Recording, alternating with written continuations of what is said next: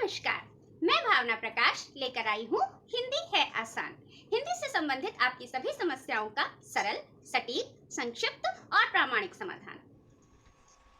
CBSE के class 6th to 10th Hindi B व्याकरण की इस सीरीज में प्रश्न 2 पद परिचय हल करने के क्रम में इस वीडियो में कारक चिन्ह या परसर्ग पहचानने के तरीके बताए गए हैं। तो आइए एक क्विक व्यू लेते हैं कि इस वीडियो में आपको क्या क्या सीखने को मिलने वाला है। कारक के भेद, उन्हें पहचानने का तरीका, पद परिचय का प्रश्न हल करते समय कारक पहचानने की जानकारी, वाक्य में प्रयुक्त शब्द अर्थात पदों में संज्ञा तथा सर्वनाम के साथ कारक लिखने का तरीका। एक बात बताना आवश्यक है कि इससे पिछले वाले वीडियो में, जिसका आई बटन पर लिंक दिया हुआ है, कारक की प्राथमिक जानकारी दी जा चुकी है लिंग और वचन के साथ, जो कि इस प्रकार थी। इस वीडियो को विस्तार से आप आई बटन पर क्लिक करके देख सकते हैं कि कारक के ये चिन्ह होते हैं और एक छोटी सी रामायण जिसको याद करके आप कारक के सभी चिन्हों को याद कर सकते हैं। और ये भी समझना जरूरी है कि कुछ छिपे हुए कारक या परसर्ग चिन्ह होते हैं। तो आइए इसी बात को विस्तार से समझते हैं। दो कारक करण और अपादान दोनों का ही जो परसर्ग चिन्ह होता है वो से होता है।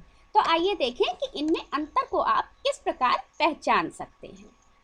चाकू से सेब काटो, ये परसर्ग चिन्ह से है, लेकिन ये करण कारक का उदाहरण है। क्यों? क्योंकि चाकू एक उपकरण की तरह इस्तेमाल हो रहा है क्रिया को करने के लिए।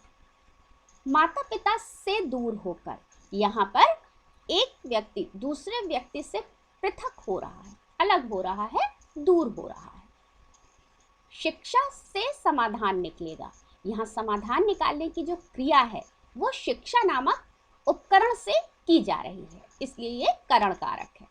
कश्मीर से कन्याकुमारी तक, इसमें तुलना है। आगे हम पढ़ेंगे कि अपादान कारक में सिर्फ पृथक होने का भाव नहीं होता, कुछ और भाव भी होते हैं जिनमें अपादान कारक होता है।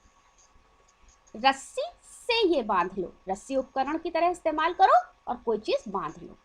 शिक्षा से वंचित, वंचित मतलब अलग होना, दूर होना। तो जो शिक्षा से दूर हो, जिसके पास शिक्षा ना हो, वो शिक्षा से वंचित है। गाड़ी से चले जाओ, गाड़ी को एक उपकरण की तरह इस्तेमाल करो और उससे चले जाओ। कक्षा से बाहर चले जाओ, कक्षा से दूर हो जाओ। हवा से कागज उड़ रहा है, हवा को उपकरण की तरह इस्तेमाल करके कागज उड़ रहा है। शाख से झरा फूल, शाखा से फूल नीचे गिर गया, अलग हो गया, तो ये अपादान कारक हो गया। पहेली बुद्धिमानी से हल होती है, बुद्धिमानी के उपकरण से पहेली हल होती है, बुद्धिमानी का इस्तेमाल होता है पहेली हल करने के लिए, तो ये करण कारक है। गंगा हिमालय से निकलती है, हिमालय से निकल करके गंगा आगे बढ़ जाती है, हिमालय से दूर हो जाती है, तो ये अपादान कारक है। इसी प्रकार और उदाहरण देखिए जिससे और स्पष्ट हो जाए कि कहाँ करण कारक है और कहाँ अपादान कारक है। करण कारक में उपकरण होता है कोई, उसकी सहायता से काम होता है, और अपादान कारक में अलग हो जाते हैं।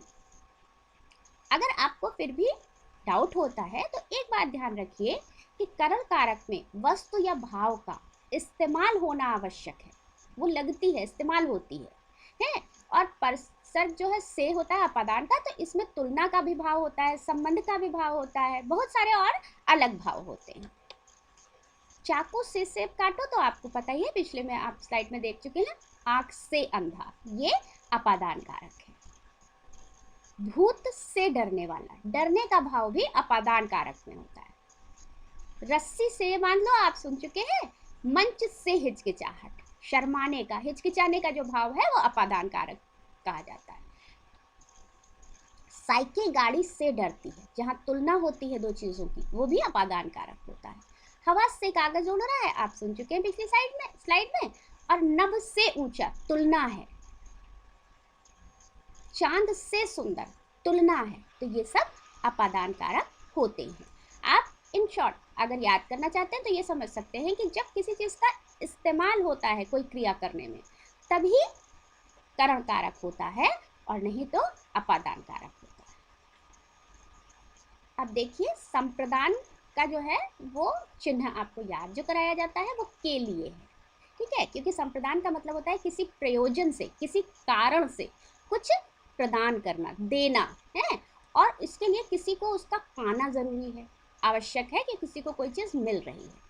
जबकि कर्म कारक में क्रिया का फल उस व्यक्ति या वस्तु या भाव पर पड़ता है, वो केवल प्रभावित हो रही होती है, उसको कुछ मिल नहीं रहा होता है। तो संप्रदान कारक का एक परसर्ग चिन्ह को भी है, लेकिन वहां पर को में भाव के लिए का ही होता है। कैसे, आइए उदाहरण से समझते हैं। ऐसे मानव मानवता को चाहिए, अब देखिए भाव यही निकल रहा है ना कि मानवता के लिए चाहिए, चाहिए मिलने चाहिए है, तो यहाँ पर संप्रदान कारक है। ऐसे अपराध मानवता को शर्मसार करते हैं। अब जो शर्मसार करने की क्रिया है उसका फल मानवता पर पड़ रहा है, इसलिए जो यहाँ पर को कर्म कारक है। जो बीमार हैं उन्हें सोने को अच्छी जगह दे दो, है, तो यहाँ पे देखिए भाव तो यही निकल रहा है, सही सेंटेंस यही होता कि उन्हें सोने के लिए अच्छी जगह दे दो, नहीं तो वो ठीक से सो नहीं पाएंगे, बीमार पहले से ही हैं। और जो बीमार हैं उनको यहाँ ले आओ, तो यहाँ उनको का मतलब उनको ही है, भाव के लिए नहीं निकल रहा है, उनके लिए यहाँ ले आओ नहीं, उनको यहाँ ले आओ, तो यहाँ ले आने की जो क्रिया है उसका फल उन यानी कि बीमारों पर पड़ रहा है, तो यहाँ पर को कर्म कारक है। बहादुरों को सम्मान चाहिए, मतलब बहादुरों के लिए सम्मान मिलना चाहिए, बहादुरों के लिए सम्मान होता है, ठीक है, तो कहीं को कह दिया जाता है। यह है बहादुरों को सादर बिठाओ, तो सादर बिठाने की जो क्रिया है उसका फल जो है बहादुरों पर पड़ेगा, तो इसलिए यहाँ पर को कर्म कारक है। यह सब मैं शांति पाने को करता हूँ, सही सेंटेंस क्या होगा, यह सब मैं शांति पाने के लिए करता हूँ, तो भाव के लिए का है लेकिन लिखा को है, तो ये संप्रदान कारक है। बच्चों को शांत कराओ, शांत कराने की जो क्रिया होगी उसका फल बच्चों पर पड़ेगा, इसलिए यहाँ पर को कर्म कारक है। मैंने यह तुम्हें न्याय दिलाने को किया, अब ध्यान से देखिए इसमें जो भाव निकल रहा है वो ये निकल रहा है कि मैंने यह सब तुम्हें न्याय दिलाने के लिए किया, तो यहाँ पर को संप्रदान कारक है। तुम को समझाना कठिन है, तो समझाने की जो क्रिया है उसका फल तुम पर पड़ रहा है, इसलिए तुम को कर्म कारक है।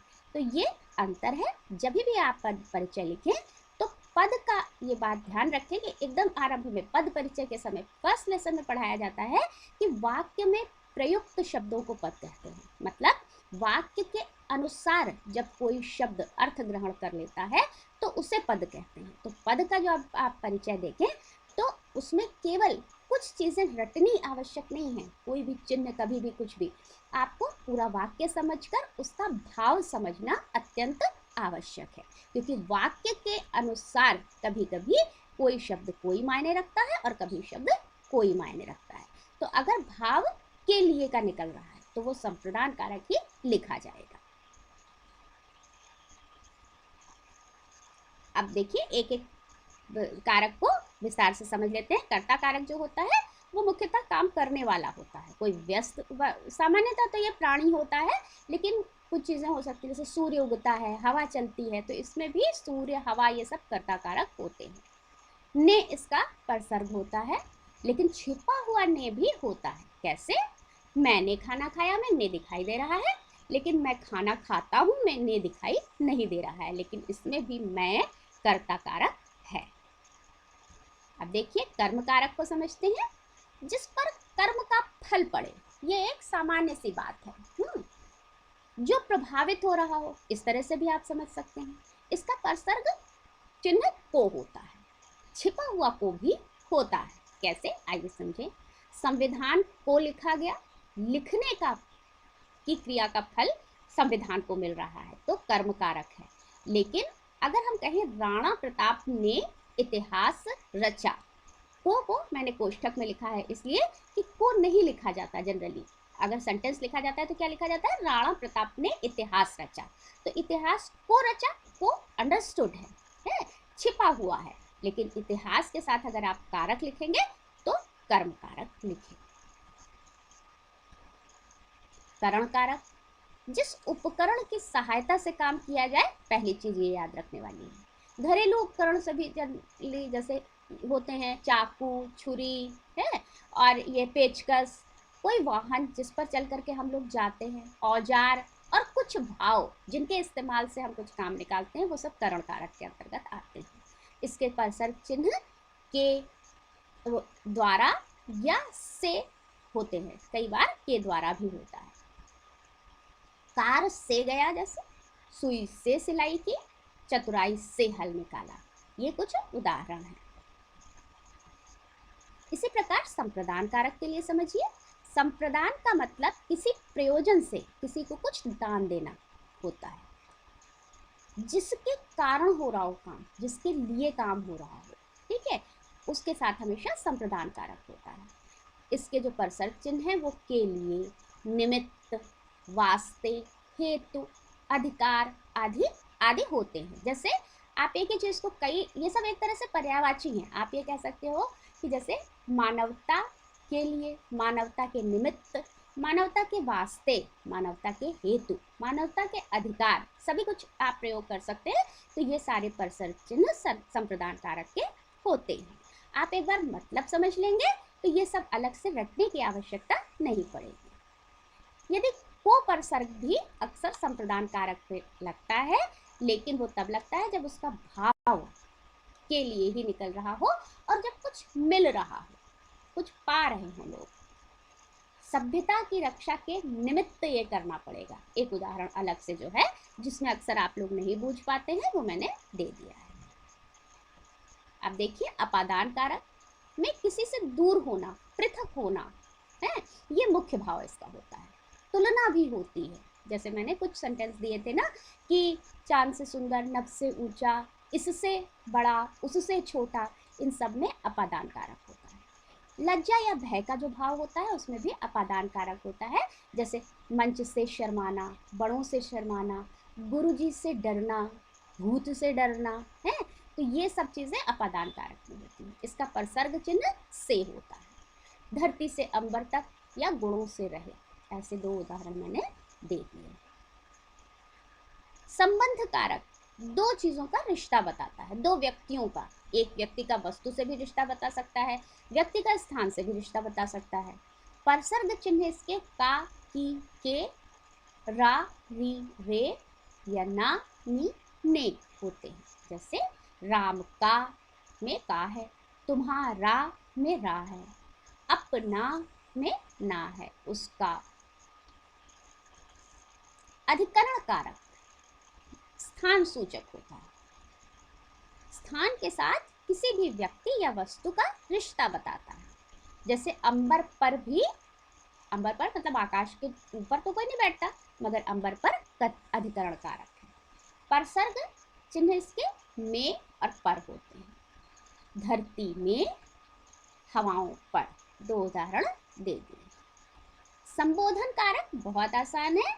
संबोधन सूचक शब्द इसमें जरूर होते हैं। ये यूजुअली, जनरली, सामान्यतः कोई भाव कथन होता है। जैसे हे राम, अरे वाह, आह प्रभु, अहे दुख, ये सब भाव कथन संबोधन कारक के अंतर्गत आते हैं। अब कुछ उदाहरण देखिए, जैसे जो कि आप पद परिचय में आपको लिखना होगा। एक बात का ध्यान दीजिएगा कि जो लाल अक्षर से, लाल रंग से लिखे हुए हैं, वो रेखांकित पद हैं जो आपको पद परिचय देने के लिए आते हैं, पूछे जाते हैं परीक्षाओं में, प्रश्न में। और मैंने उनको अंडरलाइन भी किया है क्योंकि रेखांकित करके पूछे जाते हैं। और देखिए कि लाल जो अक्षर है, शब्द है, वो आपके पद हैं, और जो केवल रेखांकित होंगे वो आपके कारक चिन्ह होंगे। सूर्य ने अपना प्रकाश बिखेरा। अब दोनों में ही सूर्य अपना सूर्य कर्ता कारक है। दोनों ही वाक्यों के में अगर पद परिचय लिखने के लिए आता है और रेखांकित शब्द सूर्य होता है, तो आप उसके साथ कर्ता कारक जरूर लिखेंगे, भले ही उसमें ने लगा हो या ना लगा हो, छिपा हुआ ने हो, सूर्य केवल कार्य को करने वाला हो। बस ठसाठस भरी हुई थी, कर्म कारक है, ठीक है, अगर बस रेखांकित है।